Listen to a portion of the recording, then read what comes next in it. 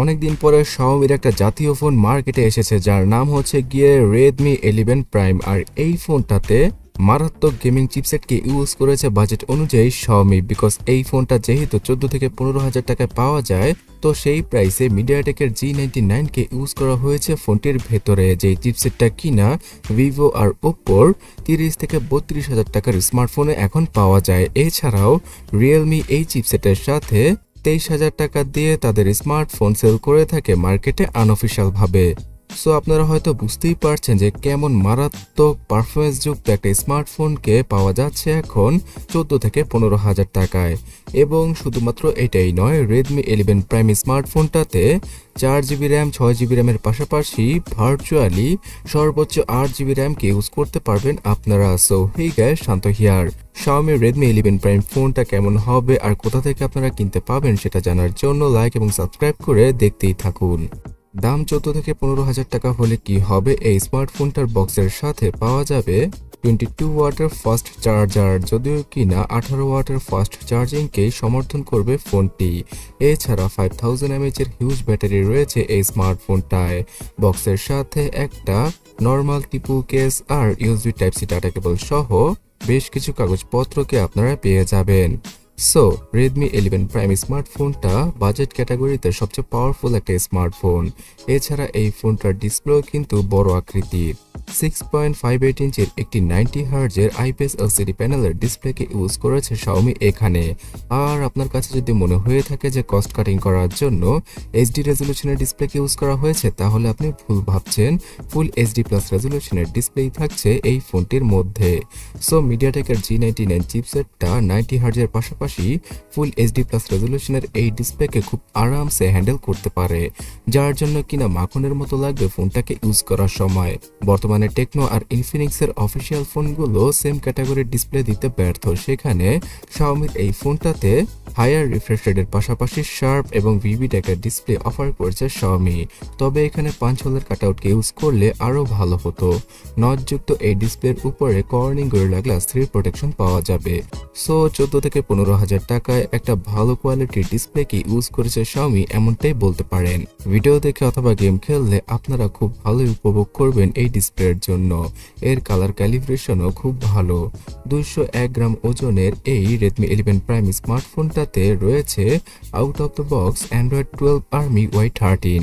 আগামীতে Android 13 এবং MIUI 12 এর আপডেট চলে আসবে। সো আপডেট আসলে অবশ্যই আগে নেটে ঘাটাঘাটি করবেন যে আপডেট দেওয়ার পরে কোনো প্রবলেম হচ্ছে কিনা, তারপরেই বুঝে শুনে আপডেট দিবেন যদি আপনারা এই ফোনটা কিনে থাকেন। বর্তমানের Android 12টা খুব ভালো এবং স্মুথভাবে রান করছে Redmi 11 Prime 4G স্মার্টফোনটায়। আর MIUI 13এও বাগ ভালুকের দেখা কিছুটা কমই পাওয়া যাবে।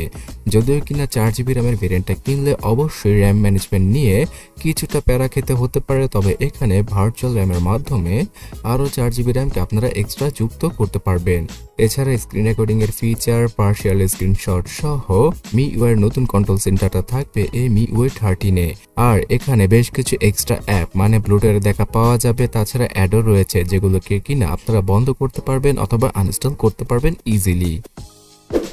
সো গাইস, Redmi 11 Prime স্মার্টফোনটাতে ইউজ করা হয়েছে 4GB এবং 6GB র্যাম, তার সাথে 64GB এবং 128GB UFS 2.2 এর ইন্টারনাল স্টোরেজকে ইউজ করেছে Xiaomi, যার জন্য কিনা অ্যাপ ওপেনিং এবং ক্লোজিং টাইমটা মোটামুটি ডিসেন্টই থাকবে।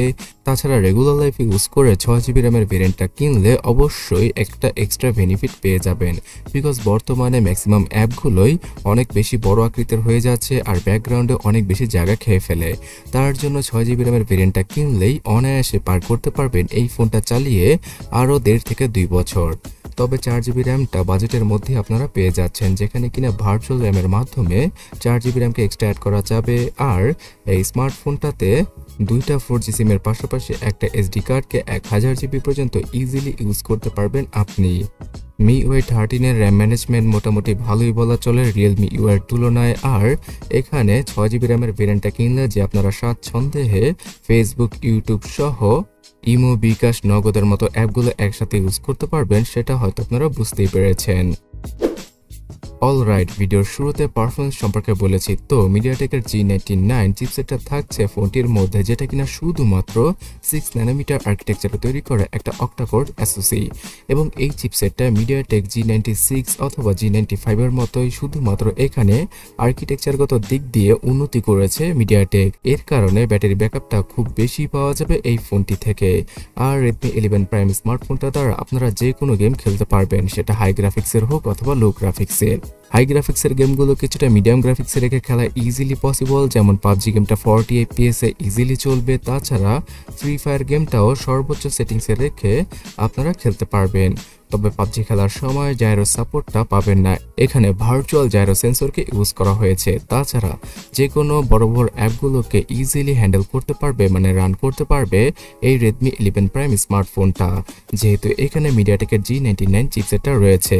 আর এর আগেও আমি বলেছি যে Vivoর 30,000 টাকার স্মার্টফোনে সেম কোয়ালিটির চিপসেট পাওয়া যায়। তো আপনারা বুঝতেই পারছেন যে পারফরমেন্সের দিক দিয়ে Xiaomi তাদের নামের প্রতি আবারও সুবিচার করেছে। আর শুধুমাত্র পারফরমেন্সই নয়, ক্যামেরা সেকশনে 50 মেগাপিক্সেলের ট্রিপল ক্যামেরা সেটআপ রয়েছে ফোনটার পেছনে। এখানে ফালতু ম্যাক্রো আর ডেপথ সেন্সর পাওয়া যাবে 2 মেগাপিক্সেলের, যেগুলো হয়তো আপনাদের রেগুলার লাইফে তেমন কোনো কাজে আসবে না। তবে 50 মেগাপিক্সেলের এই মেইন সেন্সরটা বাই ডিফল্ট 12 মেগাপিক্সেলের ছবিগুলো তুলতে পারবে, মানে 12.2 মেগাপিক্সেলের ছবিগুলো তুলতে পারবে। এছাড়া এখানে ডুয়াল অটো ফোকাসের সিস্টেম রয়েছে, তবে 4K ভিডিও রেকর্ডিং এর অপশন থাকছে না, বিকজ মিডিয়াটেকের G99 চিপসেটটা সেটা সমর্থন করে না। ফুল এইচডি রেজলিউশনে ভিডিওগ্রাফি করতে পারবেন যে কেউ, লো লাইটে টুকটাক ছবি তোলা যাবে, আর এর ফ্ল্যাশ লাইটটাও মোটামুটি বড় সড়ো। তবে যাই হোক, 8 মেগাপিক্সেলের সেলফি ক্যামেরা থাকছে ফোনটার ফ্রন্টে।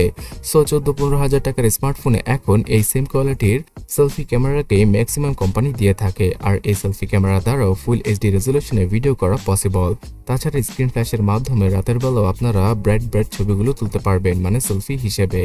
তাছাড়া বিভিন্ন ধরনের ক্যামেরার ফিচার যেমন প্যানোরামা, প্রফেশনাল মোড এবং নাইট মোডের সাপোর্ট রয়েছে ফোনটার ক্যামেরা অ্যাপে, যেগুলো ইউজ করতে করতে আপনারা কখনোই বোরিং ফিল করবেন না।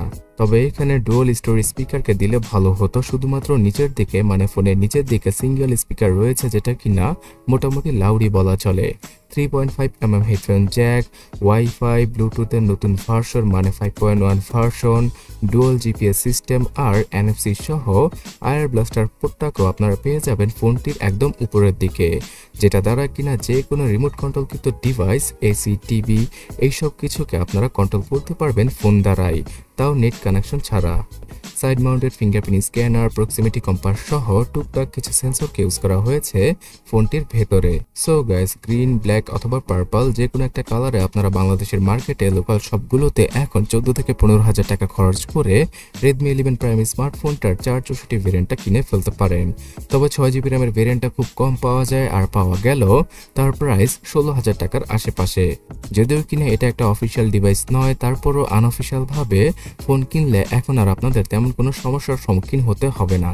সো 15,000 টাকার নিচে Redmi 11 Prime ডিভাইসটার পাশাপাশি আরও ভালো বেশ কিছু ডিভাইস পাওয়া যাচ্ছে বাংলাদেশে। সেগুলো সম্পর্কে জানতে ডান পাশের ভিডিওটাতে ক্লিক করুন অথবা কমেন্ট সেকশনটা চেক করুন।